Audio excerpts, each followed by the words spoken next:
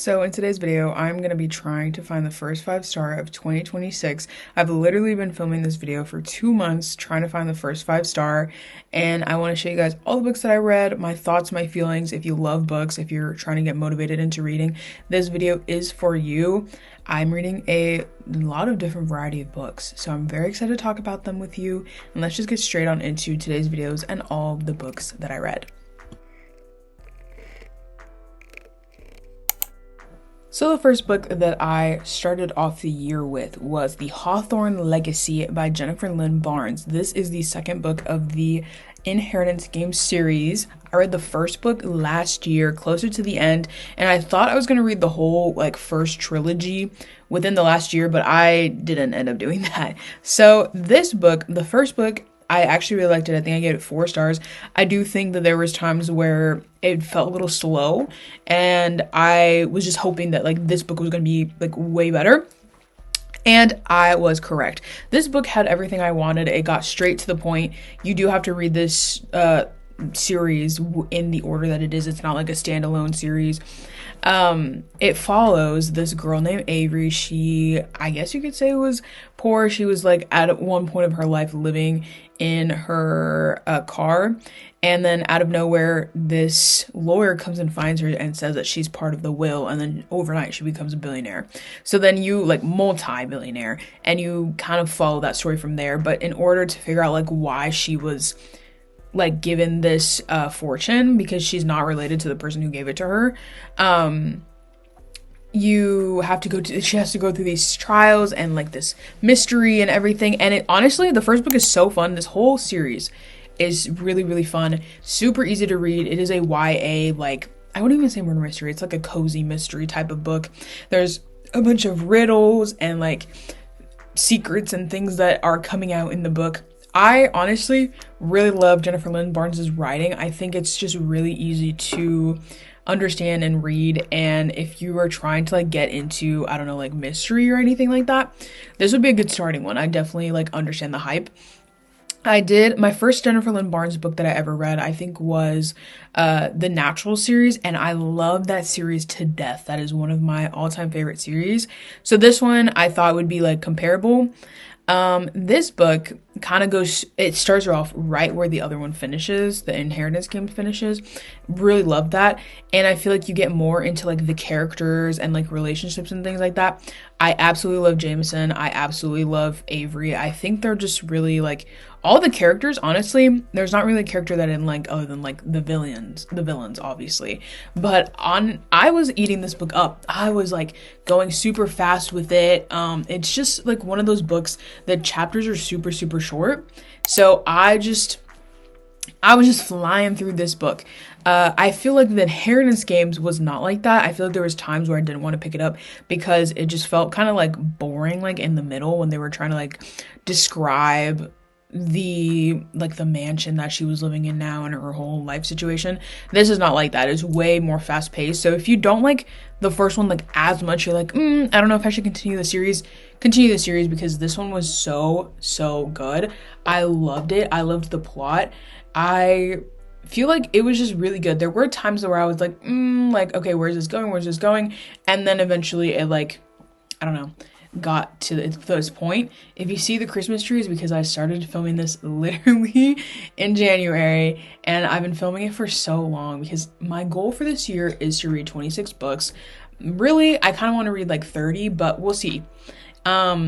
I did read a lot in January, and as I'm filming this right now, the voiceover and everything, it is February and I haven't read as much, but I'm just trying to read more consistently. Read before bed, read instead of using my phone. That's my goal this year. So that's why I've been trying to read more, I guess you could say. And I feel this book is just really good because, again, short chapters, so it's super easy to get into and just go through it. So I really recommend it. Finishing up this book, honestly, I flew through it. I really love this book. Kind of a summary of how I felt about this book. I love the writing. I love the storyline and the plot and everything. I do feel there were some times where I was okay, let's pick up the pace a little bit, but it wasn't as bad as like the first book. And I just really enjoyed my time on this one. I was kind of like, okay, is this going to be my first 5-star? Like, I did read another book before this. It was like the novella of the Shatter Me series, Reveal Me. So I didn't want to add it to this video because there really wasn't, I gave it a 4-star. There wasn't too much to talk about it. But I was like, okay, is this book going to be the first like 5-star of the video, like 2026 of the year, and then end this video here? Like, that would be crazy. But I feel like the way that the plot ended a little bit, I was kind of like, meh. Like, I don't know. I just felt like I was waiting for more. I read a lot of true crime, murder mysteries, thriller books, so I feel like I'm pretty good at figuring out like plot lines of things and like figuring things out. So I feel like that's where it lacked just a tad bit. But I loved this book. I really think this is one of the best books of this series.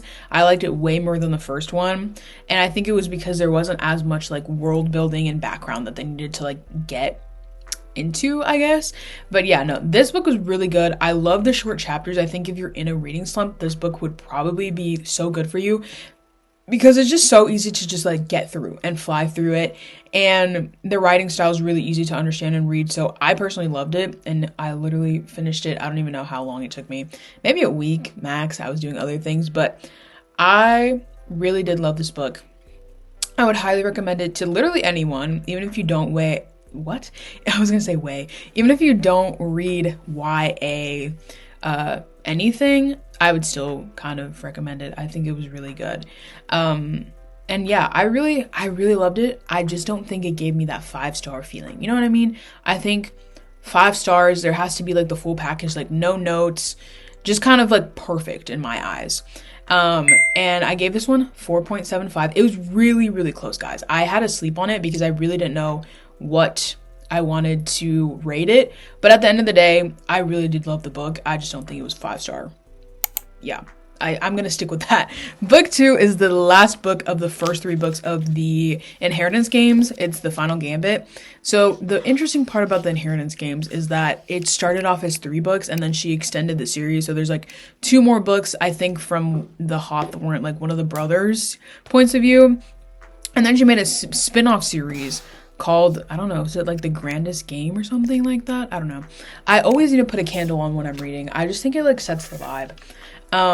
But yes, I was so excited for this book. I really thought it was going to be the 5-star. I was like, okay, if the Hawthorne Legacy was not the 5-star, this would be it. But if you can't tell, we're not even halfway through the video, and it's not the 5-star. This book, I have mixed feelings about because I didn't really know what to rate it. I feel like by the end of it, I was very like unsatisfied because the last book, I had to sleep on my rating. I was like, okay, I could give this book 5-star, but I want to be more intentional about my ratings. And I feel like it didn't give off 5 stars. I do think this series is super good. I don't know if I would want to read it for the first time. That's how I kind of think of 5 stars is I want to wipe my memory, read it for the first time, and experience this book again. I don't think that this series is this. I think it's really, really good though. So again, flying through this book, it's the same concept, like the same structure, I guess you could say. It's going to be fast paced. It's like super short chapters, which I love. Short chapters are just, I don't know, like I just think they make it easier to read books and get through them, especially again if you're in a book slump or you're getting into reading, you don't really like reading or something like that. I think this series would be good for that. Honestly, I think any of Jennifer Lynn Barnes's books, like if you read the Natural series, I love the Natural series. I will always recommend that one, but it is more like true crime-esque. This one's more like cozy, I guess, mystery.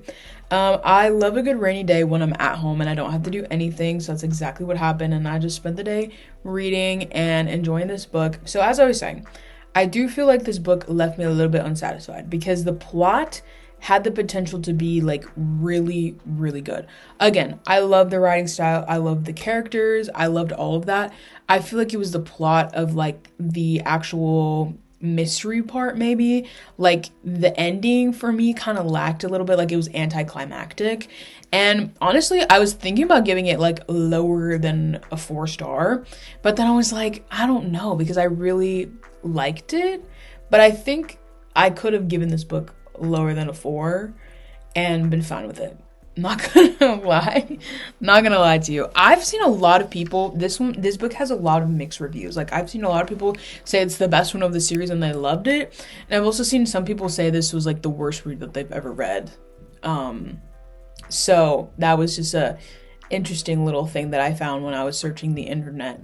But again, this book was fast to read. I just did feel like sometimes it was kind of like the first book where I was like, okay, like where is this gonna go? Like, what are we doing here? And maybe it's because I read a lot of fast-paced thrillers and things like that, that I was like, okay, I'm waiting, but that could just be me. I, again, would still highly recommend this series because I honestly enjoyed it, and I can't, like, complain completely about that aspect of the book.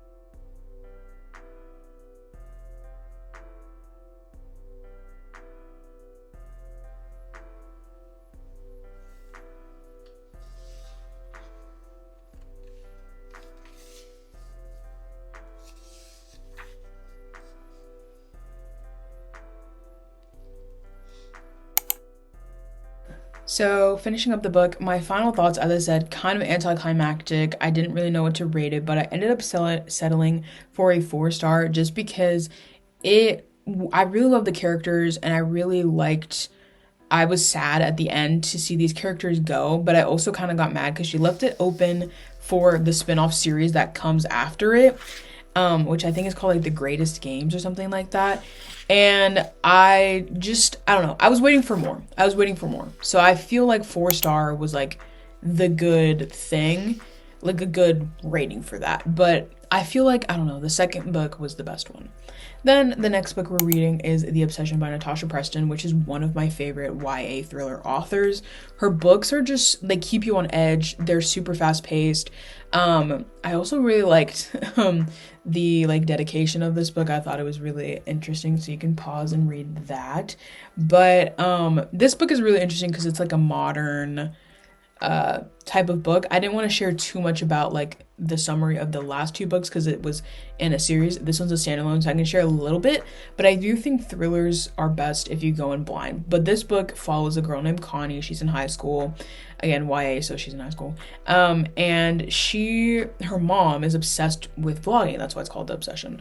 Obsessed with vlogging, obsessed with being a YouTuber and her image and everything like that, to the point where her mom vlogs every single day, everything that they do, and it's kind of become a little bit of a safety hazard because her mom vlogs like around their town, and they live in a small town outside their house. People know where they live, so it's just a real, like, you know. And then Connie hates it, and she has to pretend that she likes it, and her friends are telling her like, tell your mom you don't want to do this anymore, like this is really bad. And you have like these people commenting on her YouTube channel, and it kind of seemed like someone was watching her, so you have the element of like paranoia a little bit. So the whole premise of this book was honestly really interesting to me, and I thought I was gonna love it. Boy, was I mistaken. Okay, Natasha Preston is a very hit or miss author for me. I either love her books, I give her 5 stars. I have all of my favorite 5-star books from her on my bookshelf. One of them being The Island. I will say she does leave the book always on a cliffhanger. So if you don't like that, maybe don't read her books, but I will let you know that in advance. I love the way she writes.